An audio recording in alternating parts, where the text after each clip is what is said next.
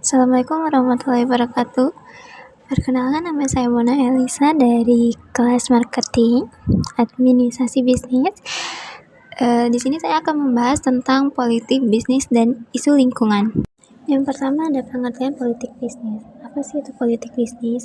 Jadi politik bisnis adalah kerangkaian strategi dan tindakan yang dilakukan oleh sektor korporasi atau perilaku usaha untuk mempengaruhi keputusan pemerintah, regulasi, dan opini republik demi mengamankan kepentingan ekonomi mereka.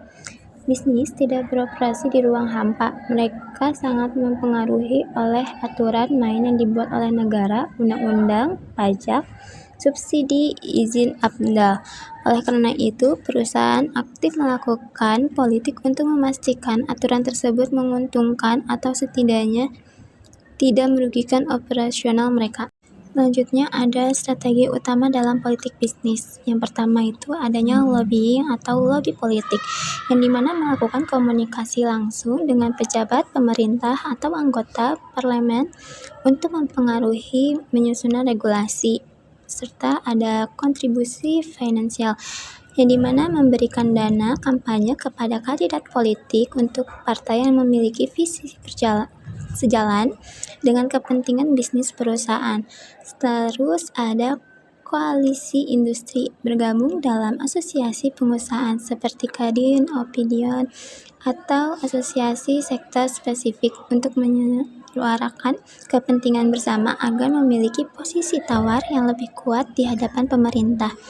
Yang terakhir ada shaping public opinion, menggunakan media massa, kampanye humas atau public relationship, atau mendanai lembaga pemikir think tank untuk membentuk presensi masyarakat agar mendukung sudut pandang industri. Selanjutnya ada peran politik bisnis dalam isu lingkungan. Dalam isu lingkungan seperti perubahan iklim, deforestasi, polusi, transisi energi, peran politik bisnis sangat pasif dan seringkali memiliki dua sisi mata uang, sebagai penghambat atau sebagai pendorong perubahan lingkungan. Ada beberapa pendalaman peran politik bisnis dalam isu lingkungan yang dibagi ke dalam dua spektrum utama. Pertama, ada peran negatif, defensi dan hambatan regulasi atau sisi kontra. Banyak industri konvensional, terutama yang dapat karbon atau tergantung pada eksploitasi sumber daya alam, menggunakan politik bisnis untuk memperlambat atau menggunakan regulasi lingkungan yang ketat karena dianggap dapat meningkatkan biaya operasional. Yang pertama ada lobby anti-regulasi hijau. Perusahaan fosil atau manufaktur besar sering melobi pemerintah agar menunda penetapan pajak karbon atau carbon tax, menggunakan standar emisi atau mempermudah proses izin analisis mengenai dampak lingkungan. Adapun strategi greenwash politik, perusahaan secara politik mengkampanyekan gerakan ramah lingkungan, misalnya menanam pohon. Namun di balik layar, tim legal dan lobis mereka aktif bergerak menggagalkan undang-undang yang mewajibkan transisi energi bersih yang radikal, serta ada mengamankan subsidi sektor tidak ramah lingkungan.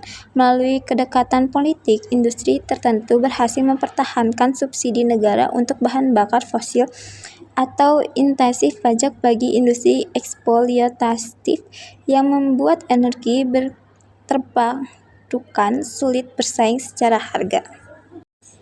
Yang kedua ada peran positif proaktif dan dorongan transisi hijau, sisi pro. Seiring berkembangnya kesadaran pasar dan munculnya green economy, banyak perusahaan modern, khususnya di sektor teknologi, energi terbarukan, dan otomotif listrik, menggunakan politik bisnis untuk mendorong regulasi lingkungan yang lebih ketat. Yang pertama ada lobby untuk intensif hijau. Perusahaan teknologi atau produsen berkendara listrik aktif melobi pemerintah untuk memberikan insentif pajak bagi konsumen yang membeli produk ramah lingkungan, yang meminta subsidi dan pembangunan infrastruktur hijau seperti stasiun pengisian daya listrik. serta ada menciptakan standar industri baru. Perusahaan yang sudah menerapkan teknologi bersih seringkali mendesak pemerintah untuk menaikkan standar lingkungan nasional. Tujuannya adalah untuk memaksa kompetitor yang masih menggunakan teknologi kotor untuk berubah, sekaligus menciptakan pasar baru yang dimana mereka memimpin di depan. Serta ada investasi politik dalam keberlanjutan. Nah, korporasi besar mulai mengaitkan pendanaan politik mereka kepada kandidat pemerintah yang berkomitmen pada isu-isu perubahan iklim dan target net zero emission.